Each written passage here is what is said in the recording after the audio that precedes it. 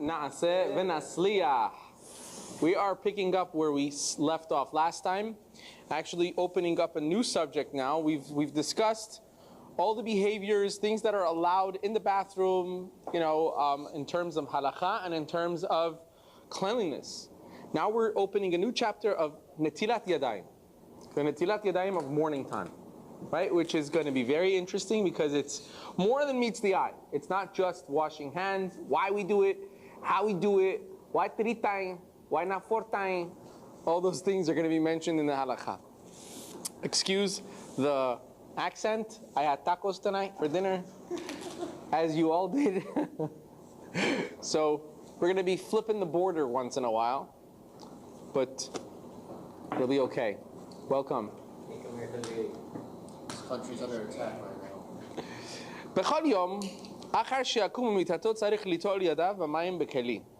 Every morning when a person gets up, when we get up, we are obligated to wash our hands, do Netilat Yadayim with a keli, with a utensil. And before we dry our hands, we make a bracha. Baruch atah Hashem, Elokeinu melech ha'olam, asher kiddeshanu b'mitzvotav, ve'sivanu al netilat yadayim. Notice how I made that bracha, cutting it up, like we said last time. Very, very important to be able to say the brachot correctly. It's not asher kiddeshanu b'mitzvotav ve'sivanu. It's asher kiddeshanu b'mitzvotav, ve'sivanu al netilat yadayim. Right? That He has made us holy with His mitzvot and commanded us to Netilat Yadayim, to wash our hands. And then something else that I had to mention this past week was that when we make the Asher Kiddeshanu, sometimes some people, depends on where you come from, different people have different accents. We have to make sure when we say Kiddeshanu, we actually say Kiddeshanu, Kiddeshanu. Some people say Keddishanu. Right? Asher Keddishanu, right? It's very, very, very wrong. Because Keddishanu, Kedesha, is a, God forbid, that's what a harlot is called. It's a harlot. Which is not what we want to say. We have to say Kiddeshanu, that has made us holy. Right? So we make the bracha on Netilat Yadayim.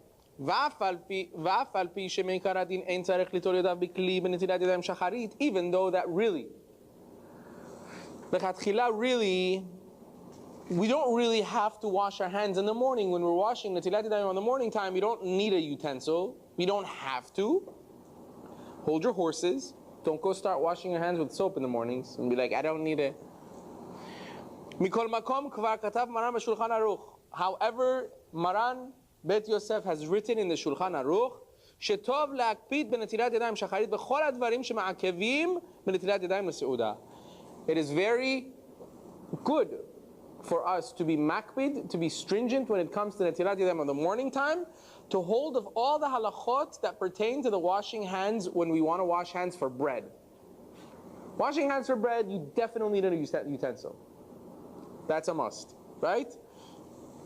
Washing hands for the morning time, there might be like a shtickle machloket whether you actually need a utensil or not, right? But the Maran Shulchan Aruch says you definitely should. You should use a keli.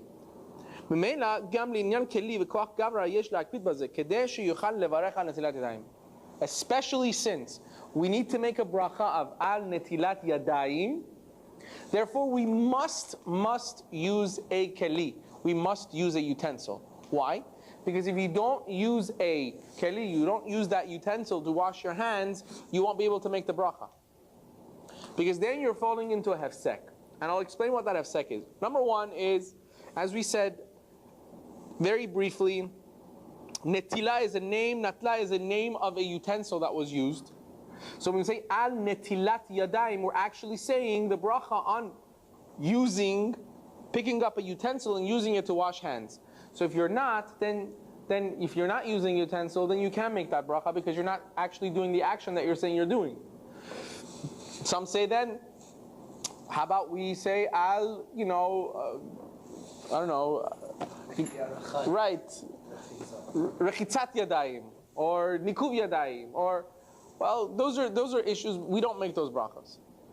That's for sure we don't. We have the bracha, we have the makor, that it's al netilat yadayim. So therefore, if we wake up in the morning somewhere that we don't have a cup to use to wash our hands, you wash your hands. And we'll see later on, you wash your hands 3 on 3, right? But you don't make the bracha. Just under the sink, 3 times. I mean, meaning one after the other. 3 on one hand, 3 on the other hand is for washing for bread. But in this sense, when you wash in the morning, you got to go 1, 2, 3, 4, 5, 6. So each hand gets 3 times, right? But we don't make the bracha. Because if you're not using a keli, if you're not using a utensil, you're not using a washing cup, you cannot make the bracha because it's a safek. Safek means it's a doubt whether you actually need to make a bracha or not. And we have a general rule. Safek brachot lehakel. Whenever you are in doubt whether a certain mitzvah needs a bracha or not, we don't make the bracha. It doesn't mean that you have a doubt necessarily. It means that in halacha, there was a doubt whether in this situation you needed to make a bracha or not. Therefore, the Chachamim decided, just don't make the bracha. Why? Because saying Hashem's name in vain is wrong. Definitely wrong. According to the Torah, it's a midoraita law. It's a Torah law not to say Hashem's name in vain. Therefore, Netilat Yadayim, which is midirabanan, it's a rabbinic law, and we would have a safek, we have a doubt whether you need a bracha or not, then you just don't do it. Just wash your hands. Why is it in vain though? If I would say a blessing on this cup of Coke twice, would it not be better like I'm praising God for the same thing twice? How's that in vain? I'm complimenting, I'm not putting it down. Because you've already, when each blessing has its criteria. You make a blessing on one thing, one time in a certain amount of time. Unless there was a sikhtat, which means like you made a blessing on a cup of water, and then you put it down, and then let's say, water is not a good example. Let's say you made a blessing on some food, right? And then something came up, you needed to go out. You went outside the house to say hello to somebody, and you came back in, you make a bracha again, right? Because that's considered a sikhtat, because that's a hefsek between, yes, for certain times that if you stop and you go outside and you come back in, or you go outside, you need to make a bracha. Change of place demands a new bracha, right? So I would say, let's say you're saying your point is, I'm thanking God, right? So why not? I'm just thanking God for the bread. I mean, even to somebody, a regular person even, like they give you something, you say thank you, you take a drink, you don't say thank you 10 times. It's kind of annoying. It would be like weird, like I get it. Like, okay, you're thankful. So saying it twice just because you forget about it the first time. So now, okay, so in that sense, then when does it stop? Where does it stop? Why twice and not 3 times?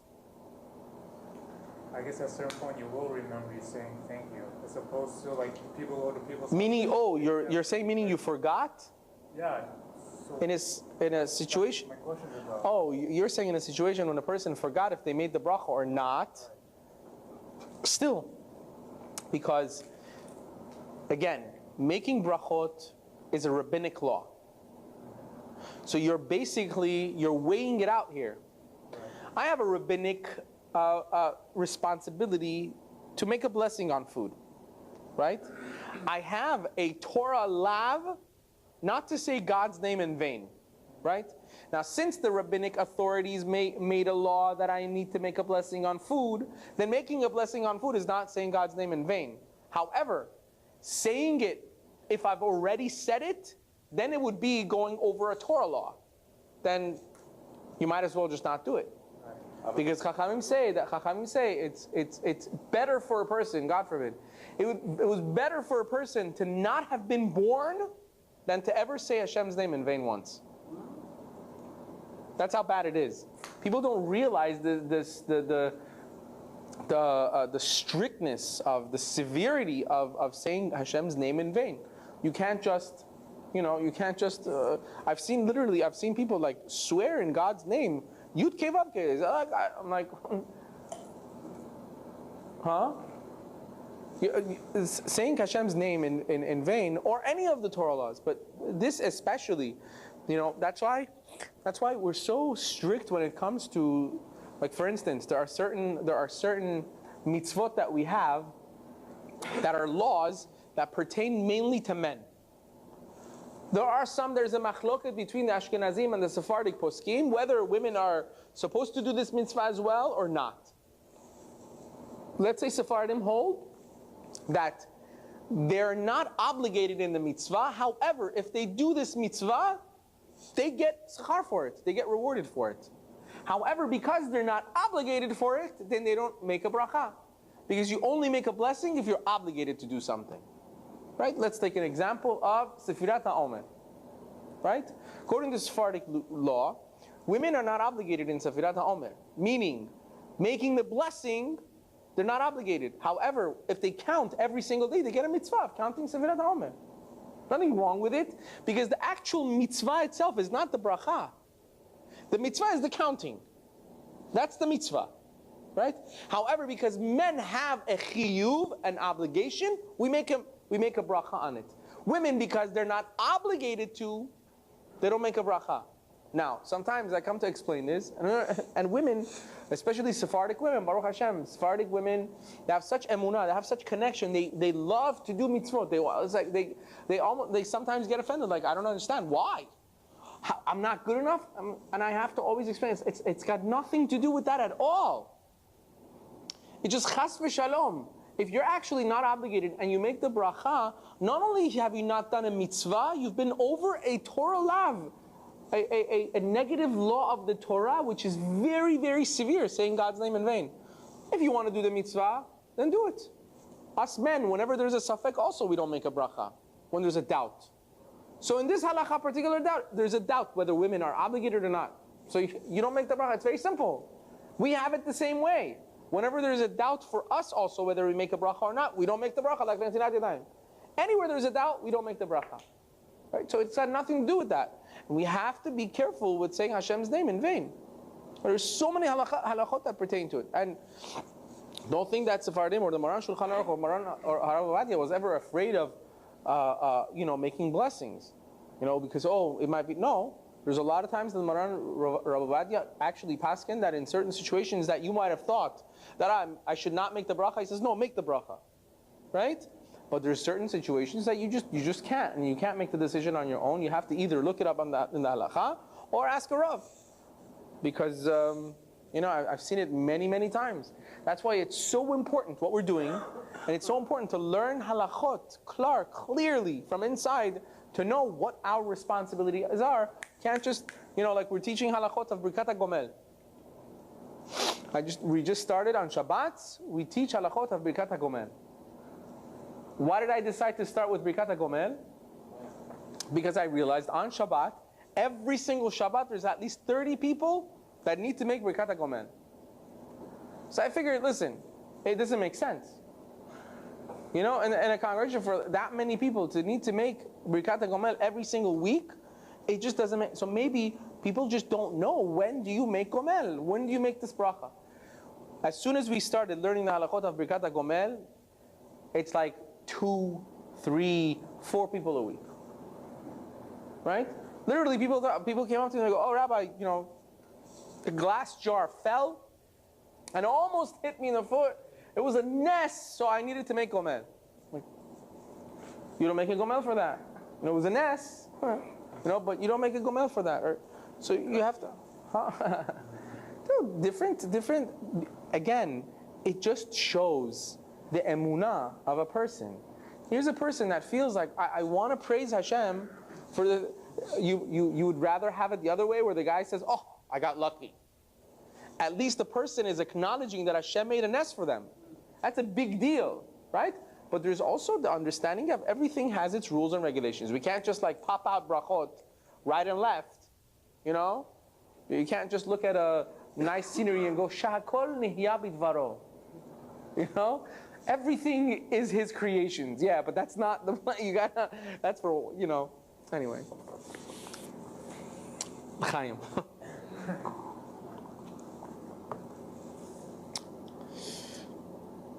Okay, and this is the minhag. Ulam, mi שנמצא במקום שאין שם כלי ליטול את ידיו. If you're, I don't know, you're in a place where you can't, you don't have a keli, you don't have a utensil, a cup to do netilat yadayim, then you do it 3 on 3. 3 times on this hand, meaning 1, 2, 3, 4, 5, 6. Right? From the bed. Turn the water on and off yourself. Yeah, you said Right. That's the best way to do it. To have that's called koach gavra. That's what I was going to say. So 2 things that are needed here. One is that you need the keli. You need the utensil. Number 2 is koach gavra, which means you need it to be done by your hands. So when you just leave the faucet on, the rest of it is being done by the pressure of the pipes, right? So the best way to do it is you hold the handle and you just keep turning it on and off. turn it on is koach gavra. Yes, that's also good. But for Netilat Yadayim, for bread, definitely you would have to do koach gavra. Again, Netilat Yadayim of the morning is a little bit more lenient than of bread, but we have to try our best as much as we possibly can. And we'll get to why we should. But however, like we said, but whenever we do Netilat Yadayim without a cup in the morning, we do not make Beracha of Netilat Yadayim. Right? Why are we more strict when it comes to washing for bread than waking up in the morning? When We'll you get- wakes up in the morning, the tumah level. Because there's more reasons for washing for bread than there is for the morning, and we'll get to that, Bezrat Hashem. So now, there's 4 different reasons that are brought down as to why we do Netilat Yadayim and how we should do it, and why really we do it in the morning time. The first one is from the Rosh. The Rosh in his Tshuva Klal Dalet Siman Aleph says, Sheyadeha Adam askaniyot hen, because a person's hands are always busy. Even when we sleep, our hands are constantly moving and going places that are dirty, full of zohamas, full of sweat, things like that. The places it touches. So therefore, when you when you get up in the morning, before we make Kriyat Shema, before we put on tefillin, we definitely have to make our hands kadosh again. We gotta cleanse them from that impurities that it's been touching all night long. And that's why he says you have to do Netilat Yadayim. Now these things will make a difference in halacha according to why they feel you need to do Netilat Yadayim, but we won't get into those details. And then the Rashba holds,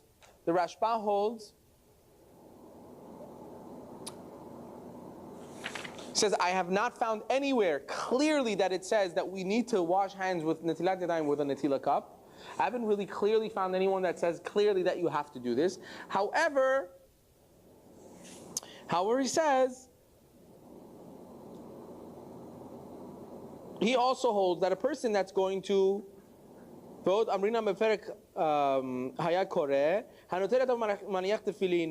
says over there, they say that he washes his hands and then he puts on tefillin. So he says from there it seems that even the Chachamim, the time is the Gemara, that they held that you have to do Netilat Yadayim. It was like a basic knowledge. It was basic knowledge that Hanotel Yadav, Umaniach Tefillin, you got to wash your hands and then put on tefillin. So it was basic knowledge to do so.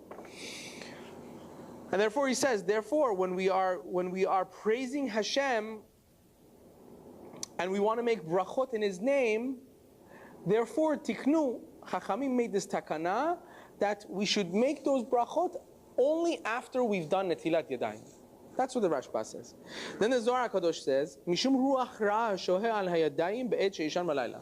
The Zohar HaKadosh says when a person sleeps, there's this negative energy, ruach ra'a, this negative spirit that rests upon a person when a person sleeps at night, which is partially because a person is like 1/60th dead when you sleep. So the Zohar HaKadosh says when you sleep and that energy of death resides over you, when you wake up in the morning, the only way to actually get rid of this impurity that is upon a person's body is doing Netilat Yadayim, and then and that Netilat Yadayim only happens with 3, the number 3. That Ruach Ra'ah, that negative energy, only goes with 3, and that energy only goes if you're using a utensil. There's these kochot that are the koach gavra. If you're using your hands with a keli, that's what gets rid of the ruach ra'ah. So according to the Zohar, we'll cover this later on also, but just to give a snippet of it, according to the Zohar, you could wash your hands without a keli, right? And if you do that with the eved, you could do tefillin and kriyat shema as well, because you did it without a keli. However, it still doesn't get rid of fully of the ruach ra'ah.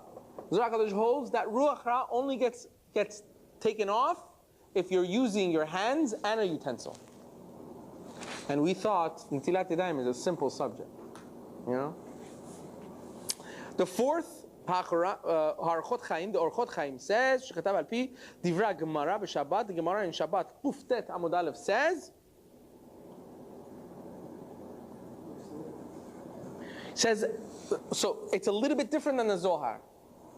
The Gemara in Shabbat says that when a person, as soon as night basically passes on a person, there's this ruach that attaches to a person, and therefore they have to do Netilat Yadayim. Therefore it comes out. This is what I'm saying. It makes a difference in halakha. According to the Zohar, you need to have slept. You need to have gone to sleep for you to be obligated to wash hands in Netilat Yadayim. According to the Orchot Chaim, whether you sleep or not, as long as you went through the night, even awake, that ruach ra'ah is on you. You understand? Yeah. So according to the Orchot Chaim, whether you fell asleep or not, you still would have to do Netilat Yadayim. Right? That's what he holds. He holds that ruach ra'ah is something that comes through the night, whether you sleep or not. Right? The Zohar HaKadosh says no, when you sleep. So therefore, these are the differences in halakha. There's so many different machlokot. There's so many different opinions of when. Therefore, definitely, when we don't wash hands with our Netilat cup, we don't make the bracha, because you see, there's different opinions involved. So the Ruach, basically, the two opinions were the Zohar and Orach Chaim. Right. And Orach Chaim holds that even if the Orchot Chaim, not Orach Chaim, sir. Orach Chaim holds that even if the person doesn't fall asleep, they catch a Ruach. So basically, if somebody's learning the whole night and sitting down, even if they're not in bed, that Ruach goes over the person. So here's what we do. This is what we do. On Shavuot night, when you're staying up all night, you haven't slept, you never slept, right? You still wash Netilat Yadayim. As soon as time comes for Shachrit, you need to wash Netilat Yadayim, but you don't make a bracha because of that safek. However, you need to do Netilat Yadayim because maybe that ruach ra'ah is there, right? But there's a machloket whether you need to sleep or not, right? Therefore, we wash, but we don't make the bracha. So now when this Shavuot comes, or this Hoshana Rabbah comes, you'll be clear on, I know why. Yeah? Alright. Okay. You just want to see any of the details that we want to cover more, or? No.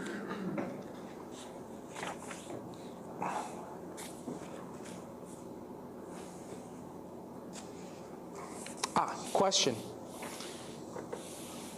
I actually, so he says like this.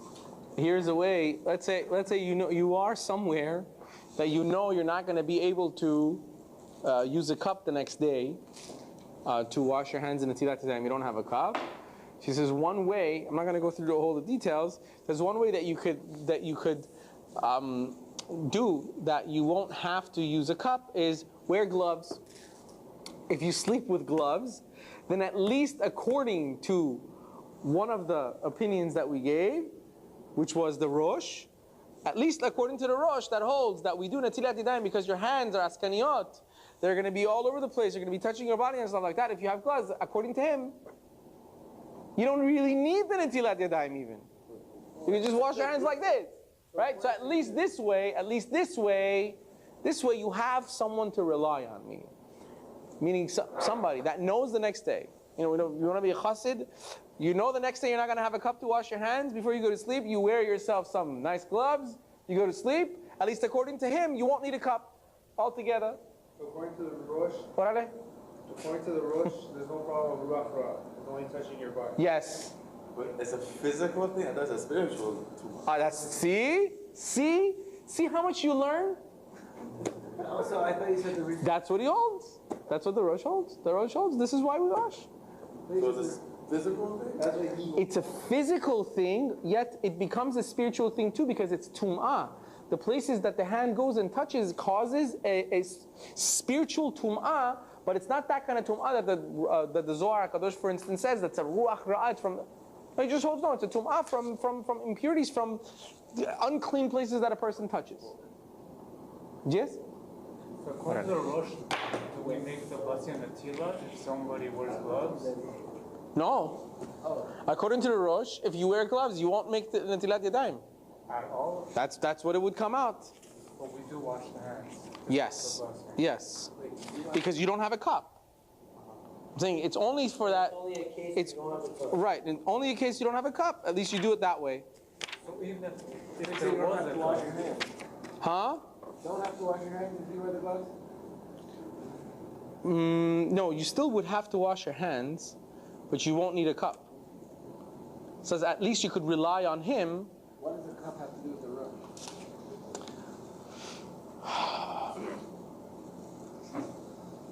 Because, I mean, either way, I think all of them agree that you would need a cup for Netilat Yadayim.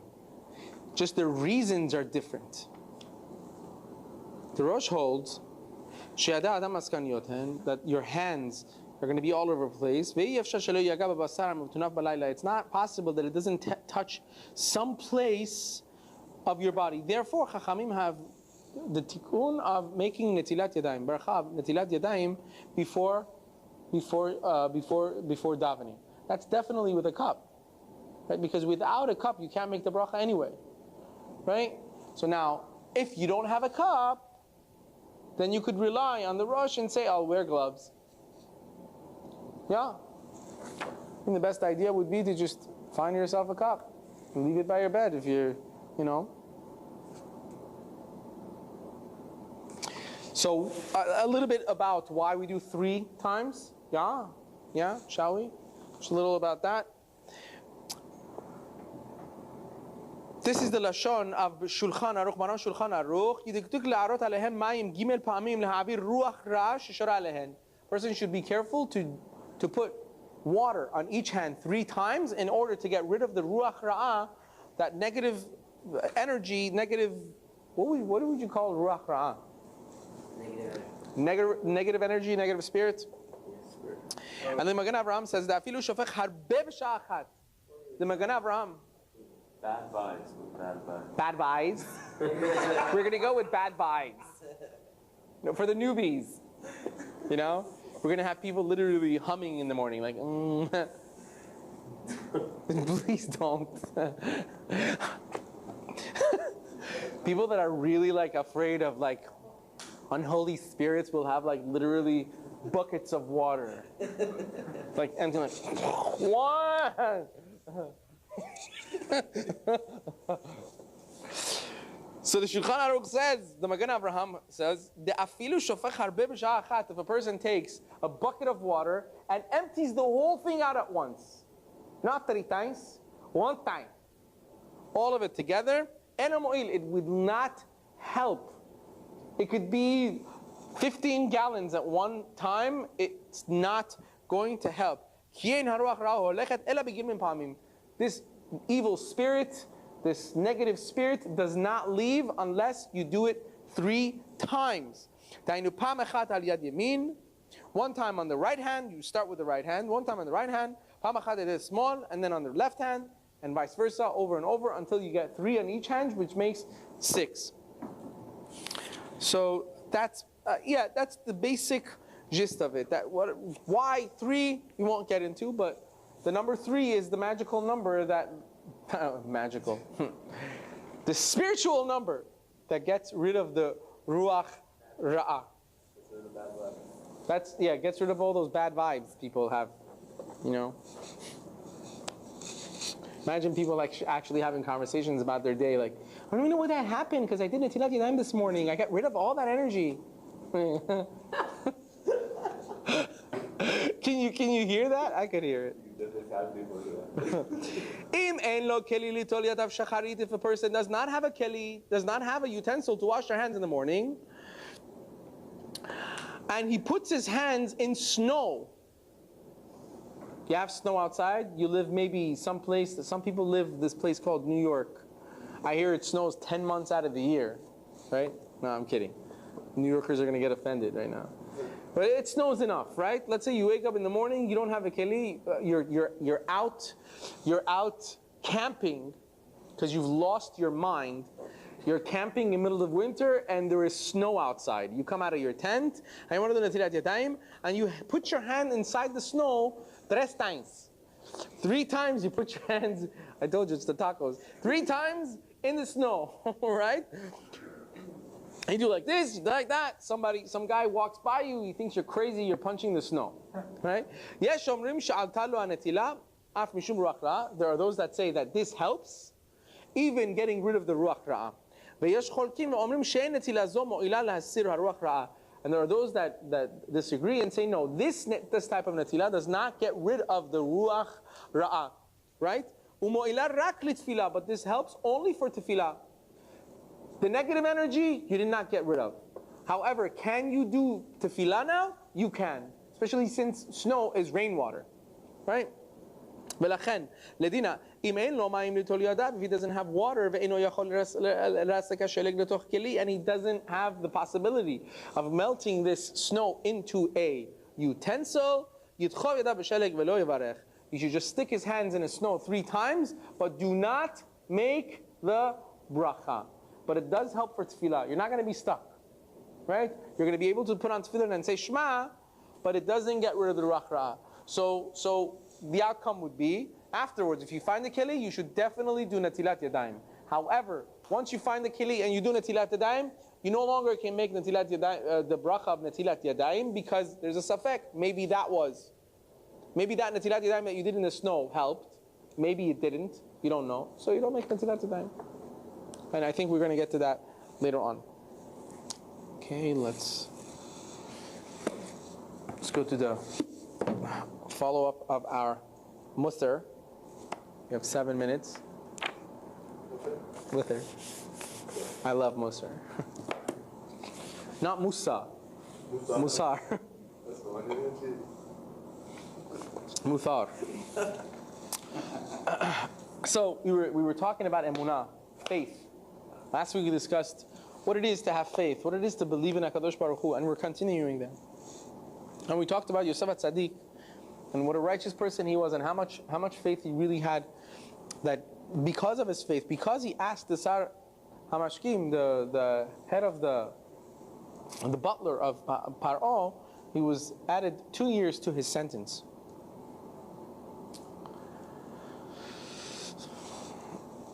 So he says like this, okay, and there's a pasuk that says, "V'tzadik be'emunato yichya." A tzaddik, a righteous person, lives through his emunah. Amar Rav Yosef. We find in Masechet Nida that Rav Yosef says, "Ma'aseh b'shnei bnei adam sheratzu linsoa b'sfina." There were 2 people that wanted to take a trip on a ship, and one of them, all of a sudden, as soon as they were getting close to their ship, one of them, a huge thorn goes into his foot, disabling him. He's no longer able to walk. He's standing there by the river. He's trying to take this thing out of his foot, and the ship sails. And as he sees this ship sailing away, he starts to scream. Have you ever done that before? Like when you really we've tried so hard to do something. You, I, me, Anochi, you know how you feel? I did so much. I worked so hard. What are you doing? What's happening right now? What did we get so upset that some things did not work out the way we want. Yusuf says, so the ship leaves, sails, and he's angry. Oh, my business, this, that, I was traveling to go. A few days later, news comes that the ship hit stormy waters, sank, middle of the ocean. There's no longer I now. Everything changes all of a sudden, right? The anger becomes a simcha, becomes a seudah, inviting everybody to your seudah, a seudat hoda'ah, to thank Hashem for the miracle that happened to you. Until then, it was like, whoa, what's going on? Now I had to have a thorn in my foot. Now this had to happen. And it always happens when I'm trying to do this. It always happens when I. But then all of a sudden, when that miracle happens for a person, everything changes. In that instance, like, oh, I love you. Ribono shel olam, you are the master of the universe. Now, all of a sudden, he became the master of the universe. 2 days ago, he wasn't the master of the universe. You were. 2 days ago, you were the master of everything. I tried this, I did that, I have so much this. There's a very famous story. The Strauss brothers. Nathan and Isidore Strauss. Very, very wealthy Americans in the early 1900s. Very wealthy, very wealthy.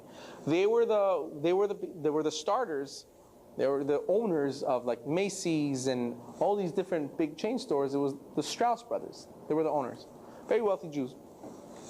And they make a trip to Palestine in 1911, right? To Israel. And they wanted to see what there is, what's going on over there. There were philanthropists going to Israel at the time to see if there's going to be a start of a nation, what they can do to help the Jews over there. There was starvation in Israel at the time. Not like people were starving. It was a desert, right? So they start trying to look for ways to help the Jews out. Investing in different things, in properties, and in hospitals, and schools, educations, to try to help the Jews that are living there, and to try to get more Jews to want to come to Israel, so that there is basically a pull from all over the world where Jews see that there's schools now, there's hospitals, they'll want to move to Israel. A few weeks pass and their time is up. They were supposed to go back. They had actually planned a trip, a family trip. Nathan says to Isidore, his brother, he says, listen, I think there's a lot that we could do here. Let's stay. He says, Nathan, listen, we did a lot. Okay? We can come back later.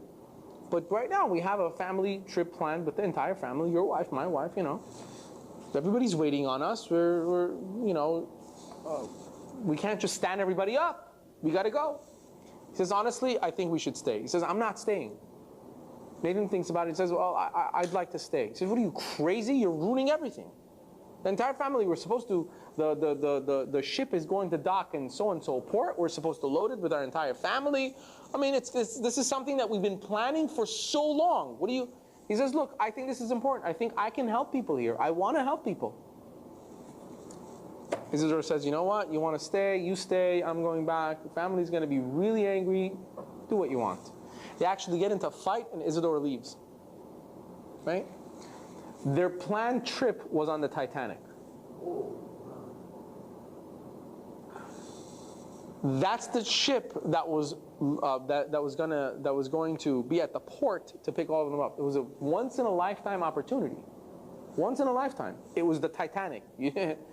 People didn't know that it's going to be a once in a lifetime at the time, but it was the first time ever such a ship was going to, it was supposedly the indestructible ship, right? The newspaper said what? God himself can't sink it. Did it really sink? Actually, it's like the ship that God himself cannot sink. Right? Nathan stayed in Israel. His brother Isidore, unfortunately, with the rest of his family, lost their lives on the ship. They did not survive. Right? So now, Nathan started a project in Israel to build a city. That city today is called Netanya. Netanya is named after Nathan Strauss because it's his city. Yeah. Imagine. Nobody survived. No kids. I don't know but just imagine for a second if that decision was, for whatever reason Hashem put it in his mind, but it was his tzidkut also, he wanted to really help. It's like, mamash. It was a decision of a moment, and it saved his life, right? Sometimes it happens where a person has a feeling that I want to do something, Other times it happens when God knows, no, you need to have this feeling. However, you don't have the feeling, so I'll put some obstacles in front of you to reroute your direction in a different place, to a different place. And then we get so angry because it didn't work out the way we wanted it to work out. But sometimes we have to think, like, who am I to get so angry? Who am I to decide what direction I want to go? I did my best. That's where I wanted to go. Obviously, Hashem feels that that's not where I should be at this point. So, like Persians say, be happy that you did your best, and then okay, whatever else happens, happens. That's up to HaKadosh Baruch Hu.